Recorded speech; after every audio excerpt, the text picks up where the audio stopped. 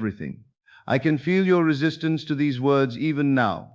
Every fiber of your being wants to argue with them, because you've been taught, trained, conditioned, convinced that everything of value must be earned through blood, sweat, and relentless suffering. That if you're not constantly doing, pushing, fixing, chasing, proving yourself worthy, then you'll be left with nothing. That rest is laziness. That stillness is weakness. That ease is a fantasy reserved for the lucky few.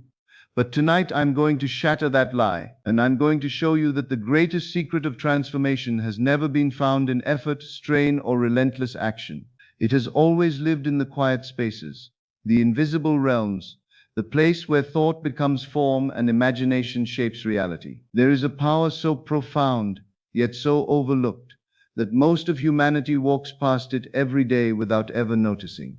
It is the power of stillness, the power of resting in the unseen, the power of doing absolutely nothing, yet receiving everything you once chased. This is not laziness. This is not avoidance. This is not giving up.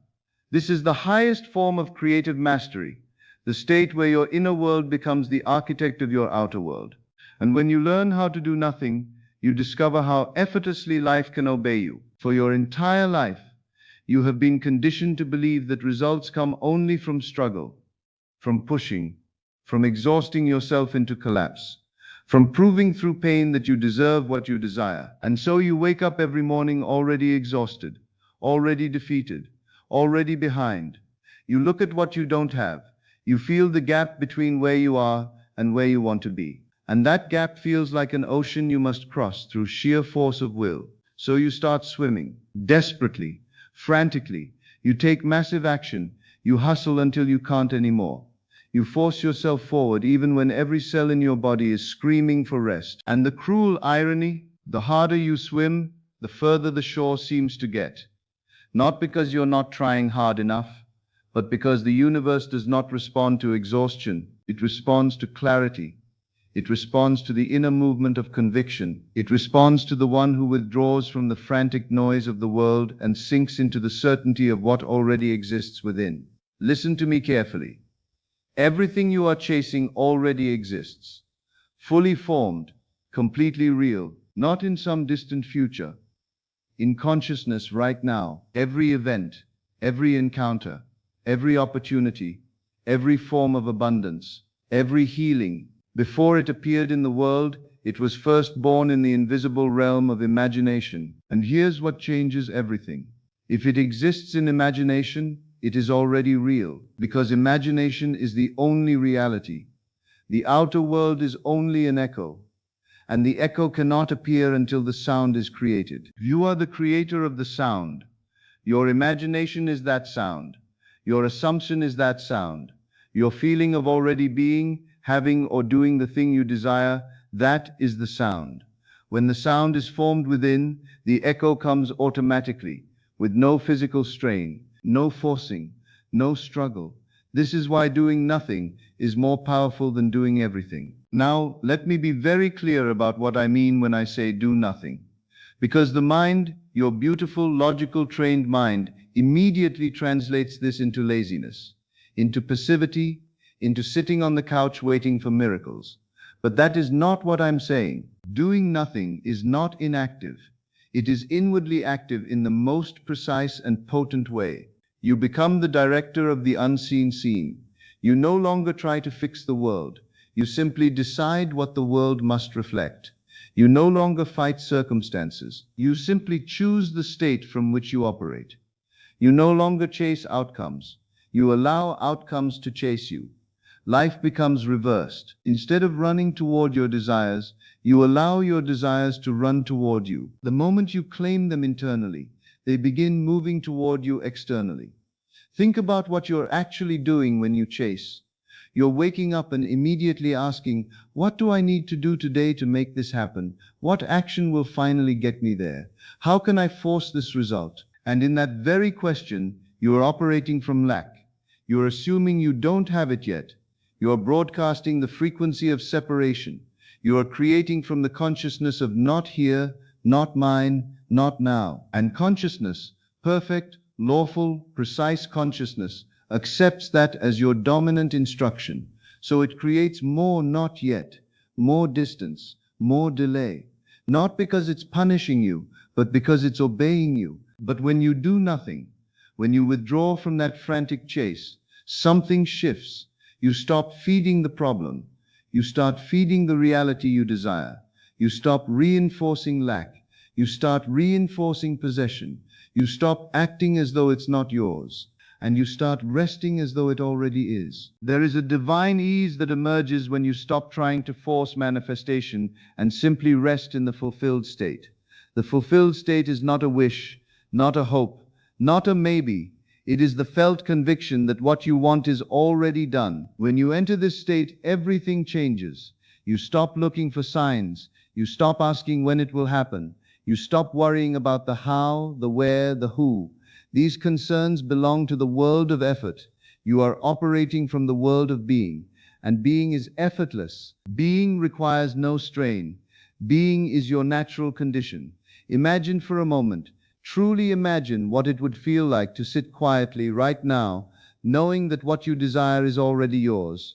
Not hoping, not wishing, knowing.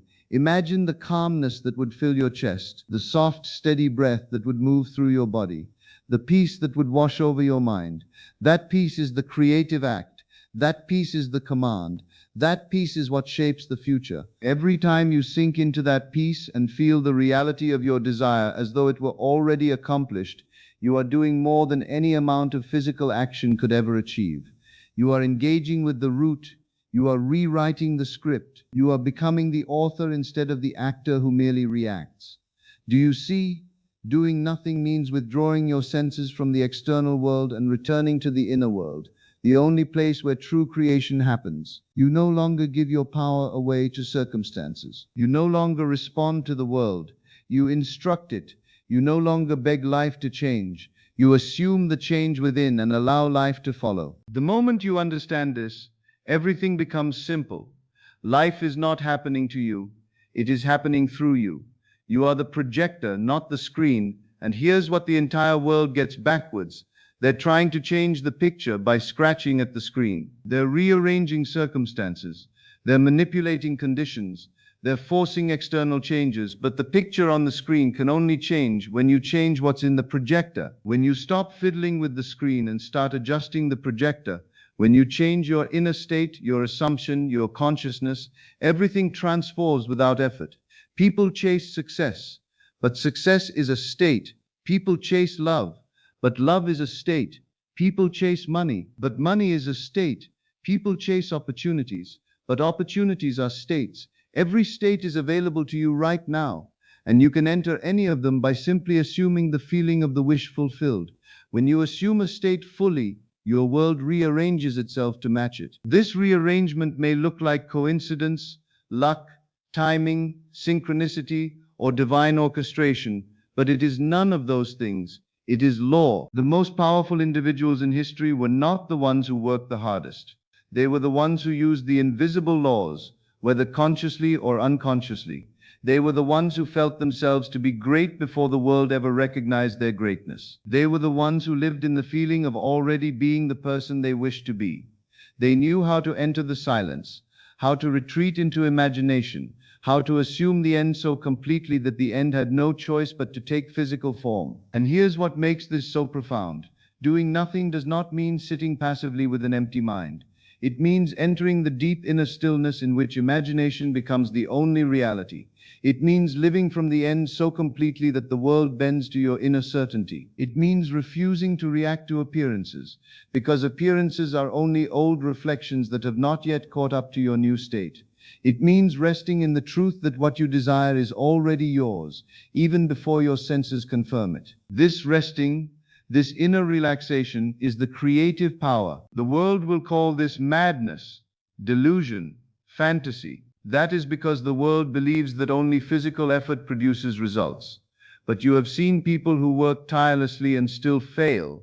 You have seen people who do everything right and still struggle. And you have also seen people who seem to glide through life, attracting opportunities effortlessly, receiving blessings they didn't chase, rising without strain. How? Not through effort, but through alignment. not through labor, but through state of consciousness. They have learned the secret of doing nothing externally while doing everything internally.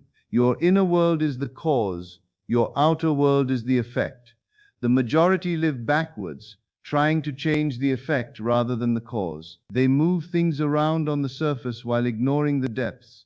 But when you work with the depths, the surface rearranges itself automatically. When you stop trying to change the world through force and begin changing your inner assumptions, the world must conform. It has no choice. It is law. When you desire something, you have two choices. You can chase it, or you can become it. Chasing is exhausting. Becoming is effortless. Chasing produces anxiety.